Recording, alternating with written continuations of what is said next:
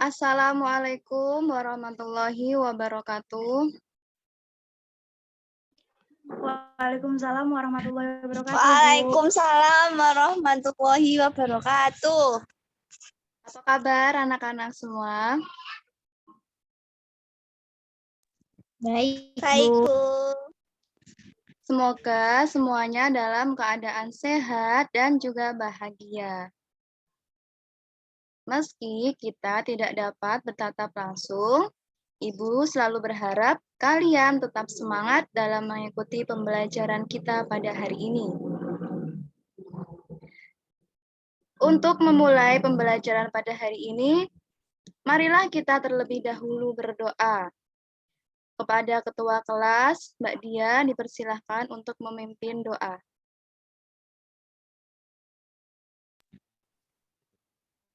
Berdoa mulai.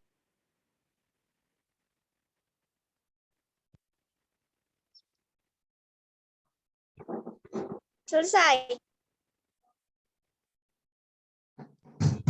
Terima kasih untuk Mbak Dia. Pada pertemuan kali ini, adakah yang tidak hadir?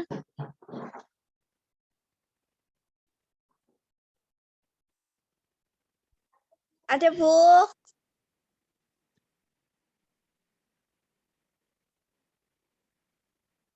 Siapa ya yang tidak hadir? Izin menjawab, Bu, yang tidak hadir ada Ulul Azmi dan Fajar Wicaksono sedang kendala jaringan. Adakah yang lain lagi?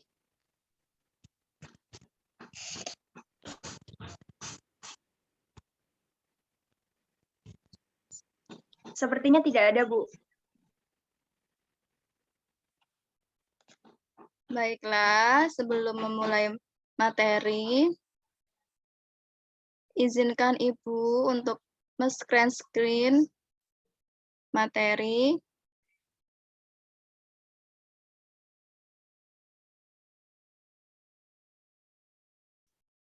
Boleh dibantu apakah sudah muncul share screen-nya dari Ibu? Sudah, Ibu. Baiklah.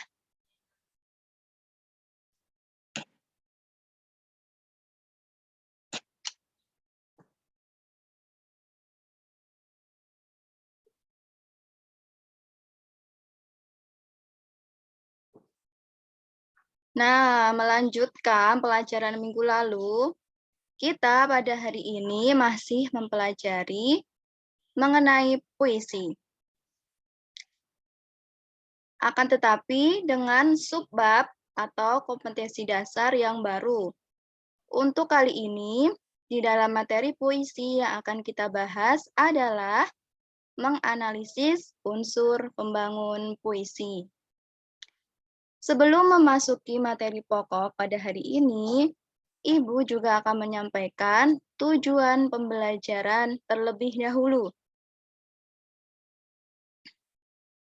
Tujuan pembelajaran yang ingin dicapai pada materi kali ini ialah yang pertama, menganalisis unsur pembangun puisi. Yang kedua, menjelaskan unsur-unsur pembangun yang terdapat pada puisi. Lalu, mengapa kita harus mempelajari materi mengenai unsur-unsur pembangun puisi? Jawabannya, karena dengan mempelajari materi unsur-unsur pembangun puisi, kalian semua dapat dengan mudah memahami maksud dan juga makna yang tertera dalam sebuah puisi. Baiklah, sebelum masuk ke materi baru, alangkah lebih baiknya kita mereview lagi materi yang sudah kita pelajari pada pertemuan sebelumnya. Pada pertemuan sebelumnya, kita belajar tentang apa itu puisi. Ada yang masih ingat apa itu puisi?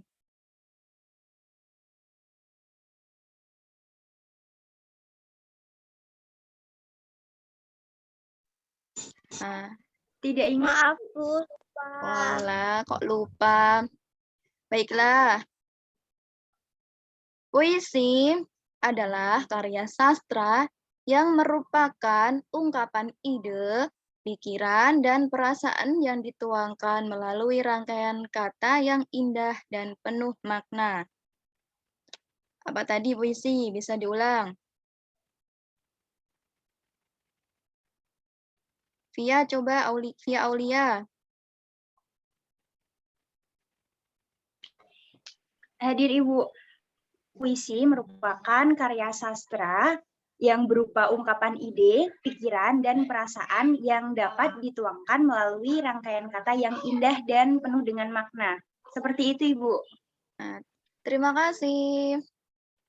Baiklah, puisi itu terbagi menjadi dua, yaitu puisi lama dan puisi baru. Keduanya masing-masing memiliki ciri yang ada persamaan dan juga perbedaannya. Untuk puisi lama, mempunyai ciri yaitu terdiri dari 2-4 baris setiap baitnya. Jadi, dia terikat oleh jumlah baris setiap bait. Lalu ada sampiran dan isi. Itu kalau pantun ya, kalau ada sampiran dan isi. Kemudian terikat oleh rima. Jadi kalau puisi lama itu memang biasanya harus ada rimanya. Dan kemudian yang terakhir, terikat jumlah suku kata. Sedangkan untuk puisi baru, yaitu mempunyai ciri baitnya bebas. Jadi terserah mau berapa baris tiap baitnya. Kemudian dia lebih mementingkan isi dan makna di setiap barisnya. Tidak ada sampiran, jadi semuanya isi. Kemudian mengutamakan keindahan kata, banyak menggunakan gaya bahasa, dan banyak menggunakan bahasa-bahasa yang konotasi, serta dia juga dinamis. Nah, puisi baru ini tidak terikat oleh rima, artinya dia boleh ada rimanya, boleh tidak. Kemudian, bagaimana dengan unsur pembangun puisi? Di dalam puisi ada dua unsur pembangun. Yang pertama, unsur intrinsik. Yang kedua, ada unsur ekstrinsik. Dari katanya sendiri, intrinsik di situ artinya unsur pembangun yang ada di dalam, sedangkan ekstrinsik itu unsur pembangun yang dia dari luar. Jadi, kalau intrinsik itu unsurnya memang ada dalam puisi itu, kalau ekstrinsik itu dia tidak ada dalam puisinya. Artinya dia adanya di luar. Akan tetapi dia mempengaruhi puisi itu.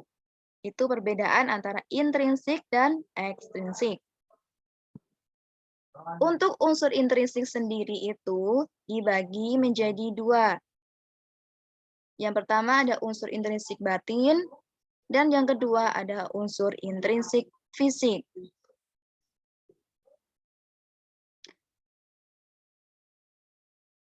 Yang pertama unsur intrinsik batin. Unsur intrinsik batin adalah unsur pembangun puisi yang tidak tampak langsung dalam penulisan kata-katanya. Yang termasuk dalam unsur intrinsik batin yaitu ada tema, rasa, nada, dan amanat. Untuk menemukan unsur intrinsik batin, kalian harus memahami puisi tersebut dengan baik. Kemudian yang kedua ada unsur intrinsik fisik yang mempunyai pengertian yaitu unsur pembangun puisi yang bersifat fisik atau nampak dalam bentuk susunan kata-katanya. Unsur fisik terdiri dari diksi, imaji, tipografi, rima atau irama, gaya bahasa, dan kata konkret. Yang selanjutnya unsur ekstrinsik puisi. Unsur ekstrinsik puisi terdiri dari latar belakang penyair, kondisi sosial dan budaya, serta unsur nilai.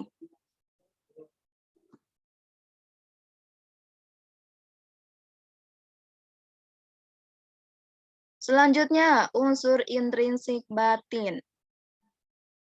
Unsur intrinsik batin terdiri dari yang pertama yaitu tema. Tema adalah ide atau dasar cerita bagi penyair untuk mengembangkan puisinya. Tema mengekspresikan gagasan atau perasaan penyair mengenai sesuatu. Tema yang disampaikan penyair bukanlah sesuatu yang kosong atau hampa, melainkan sesuatu yang di dalamnya tercermin sikap atau pendirian penyair. Selanjutnya ada rasa. Rasa merupakan sikap penyair terhadap suatu masalah yang diungkapkan dalam puisi. Rasa dapat dikenali melalui penggunaan ungkapan-ungkapan tertentu di dalam puisi. Ungkapan-ungkapan tersebut sesungguhnya mengekspresikan suasana hati penyair, mungkin berupa kegelisahan, kebencian, atau rasa senang atas sesuatu. Yang selanjutnya ada nada.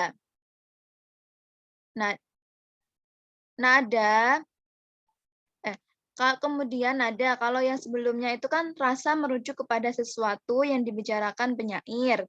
Sedangkan nada merujuk kepada sikap seorang penyair terhadap pembacanya. Sebagaimana rasa, nada juga dapat dikenali dari ungkapan-ungkapan yang digunakan penyair di dalam puisinya. Melalui ungkapan-ungkapan itu akan diketahui apakah penyair marah, sedih, bahagia, atau merayu pembaca. Yang terakhir ada amanat. Amanat yaitu pesan yang ingin disampaikan oleh sang penyair melalui puisinya kepada pembaca.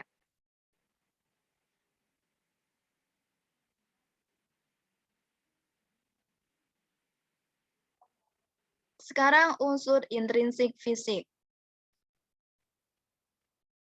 Yang pertama ada imaji atau citraan. Imaji atau citraan mempunyai pengertian yaitu kalimat atau susunan kata dalam puisi yang dapat menimbulkan khayalan atau imajinasi pembaca. Imaji atau citraan menyajikan kesan kepada pembaca akan situasi dalam puisi yang seolah-olah dapat dilihat, didengar, diraba atau dirasa oleh pembaca.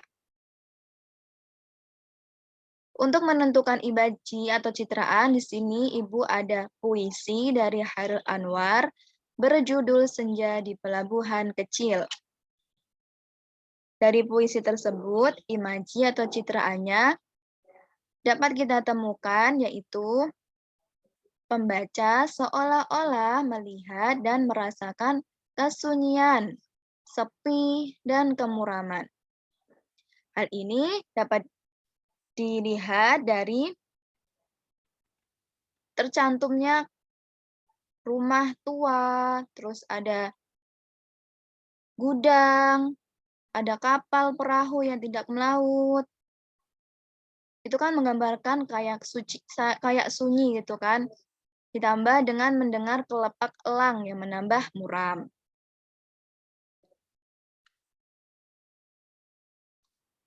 Selanjutnya ada diksi atau pemilihan kata. Memiliki pengertian yaitu pemilihan kata yang dilakukan oleh penyair dalam mengungkapkan puisinya. Kata-kata yang digunakan dalam puisi mempertimbangkan segi makna dan susunan bunyi atau hubungan kata dengan kata-kata lain dalam baris dan baitnya. Contoh diksi, di sini Ibu tampilkan sebuah kutipan dari Puisi Surga karya Kiai Haji Ahmad Mustofa Bisri. Dalam kutipan puisi tersebut, penyair memilih diksi Tuhan untuk menggantikan kata merujuk kepada suatu zat abadi dan supranatural, dan diksi merampok untuk menggantikan mengambil atau menguasai barang milik orang lain. Selanjutnya ada tipografi yang memiliki makna Bentuk penulisan puisi. Ciri-ciri yang dapat dilihat sepintas dari puisi adalah perwajahannya atau tipografinya. Contoh dalam menentukan tipografi, sini ya, Ibu tampilkan puisi, tragedi, wihka, dan sihka yang ditulis atau karya dari Sutarji Kazom Bahri. Puisi tersebut berbentuk zigzag. Bentuk zigzag itu merupakan tanda ikonik yang menggambarkan jalan yang lika-liku. Maka dengan tipografi yang demikian itu, puisi tersebut memiliki makna perjalanan sebuah perkawinan yang tidak mulus, tetapi penuh dengan lika-liku dan mara bahaya. Selanjutnya yang keempat ada rima atau irama yang memiliki pengertian yaitu persamaan bunyi atau perulangan bunyi dalam puisi yang bertujuan untuk menimbulkan efek keindahan. Rima memiliki jenis diantaranya yang pertama ada rima asonansi atau persamaan bunyi vokal, yang kedua rima aliterasi atau persamaan bunyi konsonan. Persamaan bunyi ini bisa berada di awal, di tengah, atau akhir dalam kata atau baris. Selanjutnya ada kata konkret. Salah satu cara penyair membangkitkan daya imajinasi para pembaca karya sastra khususnya puisi adalah dengan menggunakan kata-kata konkret yang dapat mengarah kepada suatu pengertian menyeluruh. Contoh dalam menentukan kata konkret di sini Ibu ada puisi Hujan Bulan Juni, karya dari Sapardi Djoko Damono. Kata konkret pada puisi tersebut terdapat pada kata hujan. Hujan itu kan mewakili manusia yang terjatuh. Jadi hujan yang dimaknai tersebut adalah sebagai manusia yang bisa dikaitkan dengan kata tabah. Bisa ditandai dengan awal puisi ini, yaitu tak ada yang lebih tabah. Selanjutnya, gaya bahasa atau majas. Gaya bahasa atau majas memiliki pengertian yaitu penggunaan bahasa yang bisa menimbulkan efek dan konotasi tertentu dengan bahasa figuratif sehingga mengandung banyak makna. Gaya bahasa memiliki macam-macam, diantaranya ada majas personifikasi, majas simile, majas metafora, majas perumpamaan, majas retorik, majas ironi, majas litotes, dan lain-lain. Kalian dapat melihatnya di internet atau buku paket bahasa Indonesia. Dalam menentukan majas atau gaya bahasa, di sini Ibu tampilkan sebuah puisi yang berjudul Ketika Kau Tak Ada, karya dari Sapardi Djoko Damono. Di sini dapat ditandai dari awal puisi, tajam, seru, jam dinding itu yang Ibu garis bawah ini. Di situ kan ada kata jam dinding. Jam dinding itu kan benda mati. Benda mati yang seolah-olah dihidupkan. Nah, ketika ada benda mati yang digambarkan seolah-olah hidup, berarti menggunakan majas personifikasi. Kemudian di sini ada kata kalimat jendela tetap seperti matamu yang di garis bawah ini merupakan menggunakan majas simile. Selanjutnya, nafas langit. Nah, nafas langit ini menggunakan majas metafora. Kemudian, kau mungkin jalan menikung-nikung. Ini juga seperti diumpamakan, ini adalah majas perumpamaan.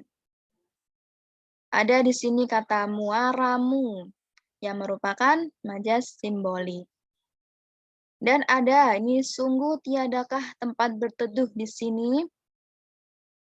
Majas yang mengajukan pertanyaan. Adakah yang tahu majas apa itu? Ayo, siapa yang tahu? Kurang tahu, Bu. Majas yang mengajukan pertanyaan adalah majas retorik. Jadi majas yang menampilkan pertanyaan akan tetapi tidak perlu dijawab. Kemudian, kepada siapa meski ku cari jejak nafasmu? Ini juga sama merupakan majas retorik. Jadi, majas yang terdapat dalam puisi Ketika Kau Tak Ada karya Sapardi Djoko Damono di antaranya yaitu majas personifikasi, majas simile, majas metafora, majas perumpamaan, majas retorik, dan majas majas simbolik. Selanjutnya, unsur ekstrinsik puisi. Unsur ekstrinsik puisi terdiri dari latar belakang penyair, kondisi sosial dan budaya, serta unsur nilai. Latar belakang penyair secara tidak langsung akan mempengaruhi dalam pembuatan puisi. Contohnya dalam puisi ini menunjukkan bahwa Dr. Insinyur Jujun S. merupakan seorang ilmuwan. Dapat kita lihat dari puisinya terdapat kata mikroskop dan teleskop. Selanjutnya kondisi sosial dan budaya. Unsur sosial di sini Ibu tampilkan contoh bahwa W.S. Rendra beragama Kristen. Nah, di sini dapat ditandai dari bahwa W.S. Rendra akan menikahi wanita pujaannya di altar atau di gereja. Kalau di gereja itu kan berarti dia beragama Kristen. Untuk unsur nilai, unsur yang berkaitan dengan pendidikan, seni, ekonomi, politik, sosial, budaya, adat istiadat, hukum, dan sebagainya. Nilai yang terkandung dalam puisi menjadi daya tarik sendiri, sehingga dapat mempengaruhi baik buruknya sebuah puisi.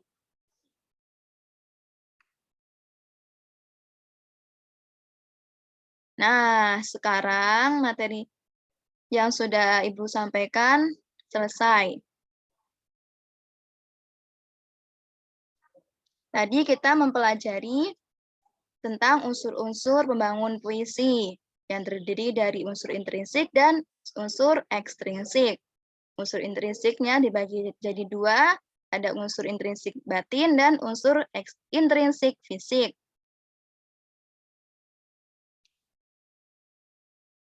Sebelum Ibu tutup pembelajaran hari ini, Ibu akan memberikan sebuah tugas.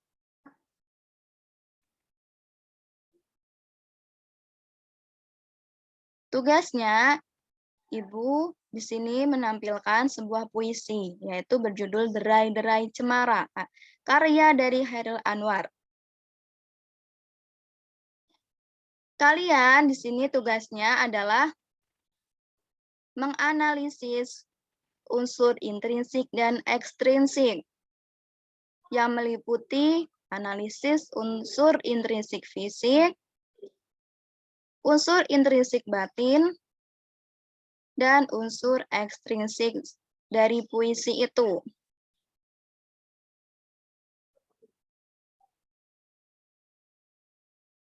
Untuk pengumpulan tugasnya, ditulis tangan ya, kemudian difoto dan di-scan. Bentuk pengirimannya yaitu dalam format PDF, dan kemudian kalian kirim di grup WhatsApp pembelajaran bahasa Indonesia. Apakah ada pertanyaan sebelum Ibu tutup? Tidak ada, Ibu. Sudah cukup jelas. Maaf, Bu. Kalau waktu pengumpulannya kapan ya?